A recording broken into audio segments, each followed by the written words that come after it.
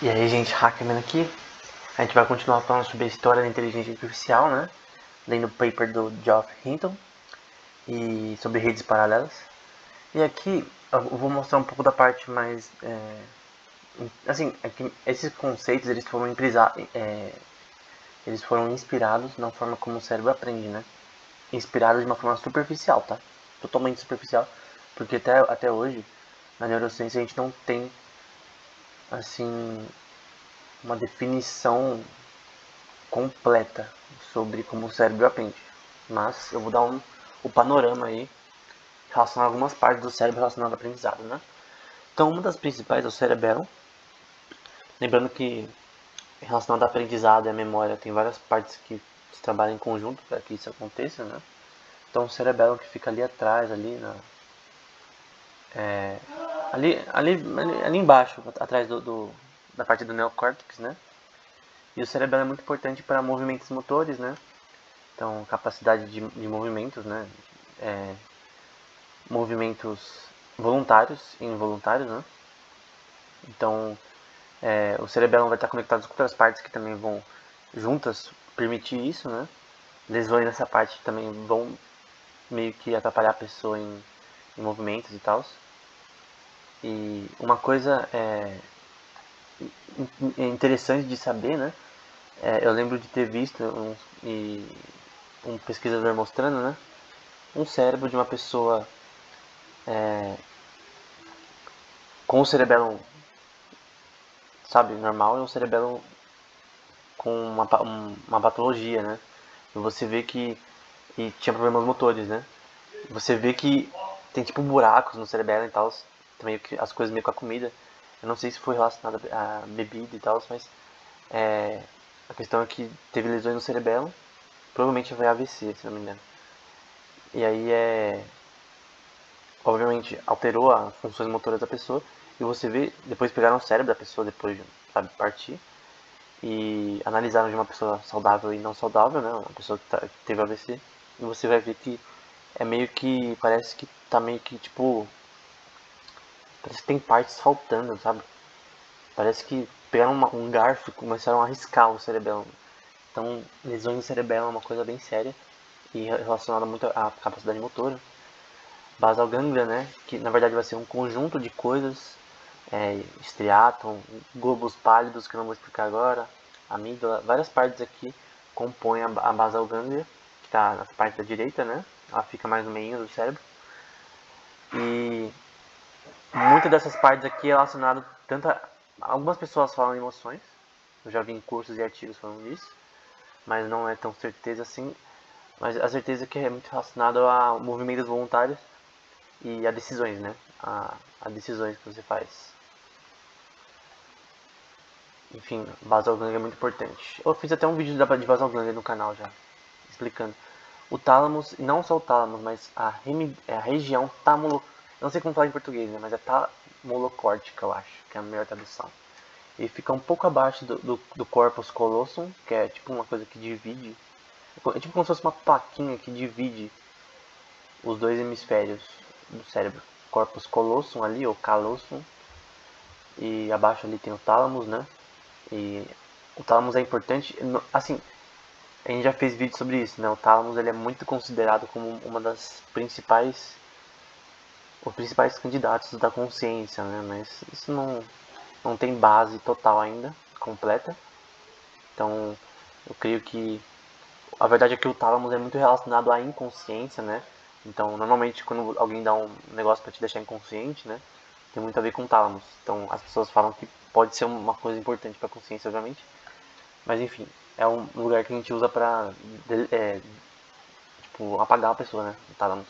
Então tem alguns compostos químicos que a gente já analisou na playlist sobre inconsciência, que a gente fala sobre isso.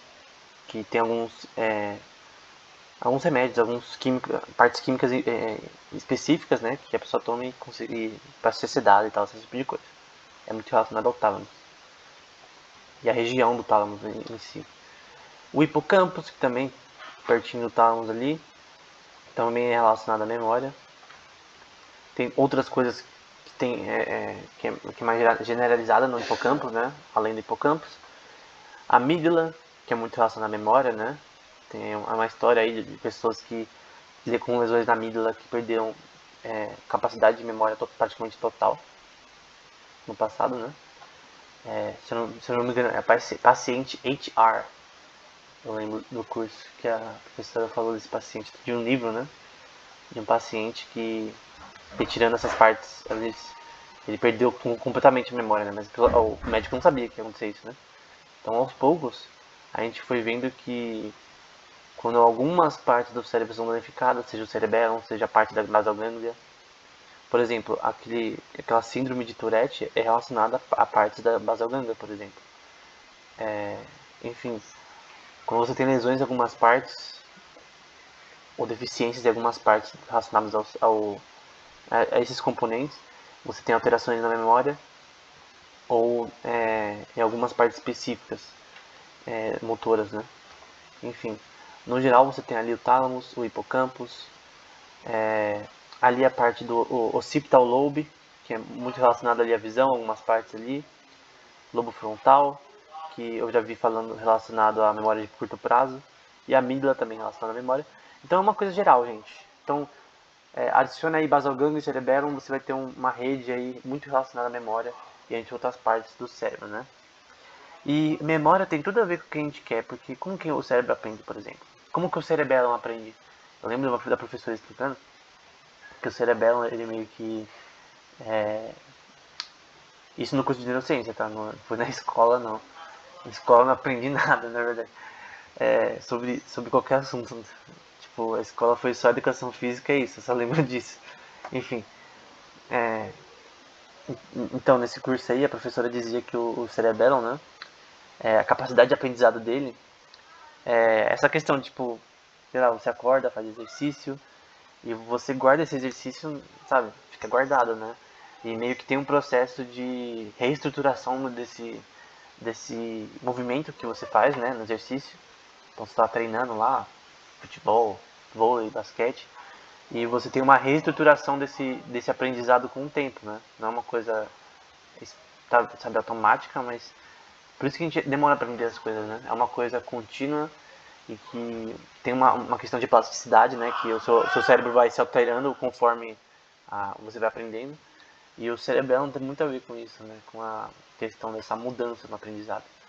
E saber como essas partes do cérebro funcionam é o que guia, talvez, vai guiar no futuro a inteligência artificial. Porque hoje em dia a inteligência artificial, por mais que pareça, né? Ela não é tão focada em neurociência quanto poderia. Ela tem inspiração na neurociência, mas no geral, os melhores algoritmos na prática não tem nada a ver com neurociência. Eles não... Assim, Reinforcement Learning tem um pouco a ver com recompensas e tal, sistemas de recompensas que também tem a ver com o cérebro, que a gente já explicou também em outros vídeos, mas no geral, pouca coisa tem relacionada a, tipo, computar como o cérebro aprende, porque ninguém sabe como o cérebro aprende com tantos detalhes, né? Sabe, mas não de uma forma completa, né? Enfim. Então, mas a questão do que a gente sabe do cérebro, como transformar esses processos em algo computacional. E é isso basicamente que o artigo quer fazer, né? Ele quer tentar fazer um sistema que aprende, baseando no cérebro de uma forma superficial.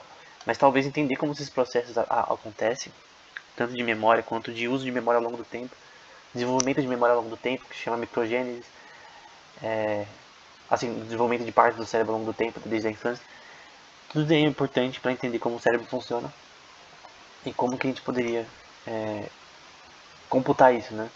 Se for possível computar, né? E finalmente ter algo muito parecido com como o cérebro aprende. Então tem vários problemas que já foram resolvidos na inteligência artificial relacionados à visão, a processamento de linguagem, a tradução de linguagem, todas as coisas que o cérebro muitas vezes demora para entender, mas tipo, parece que a inteligência artificial ele conseguiu sucessos em alguns campos que o cérebro consegue fazer e conseguiu superar o cérebro em alguns aspectos, mas no geral, o contexto geral não tem nem como pensar em superar no momento, porque a questão da consciência e tal é algo muito mais difícil. Mas enfim, Esse foi um resumo bem simples, bem superficial de algumas partes relacionadas à memória e aprendizado no cérebro, né? Tanto de movimentos voluntários quanto de memória espacial e no geral, né? Enfim, até o próximo vídeo.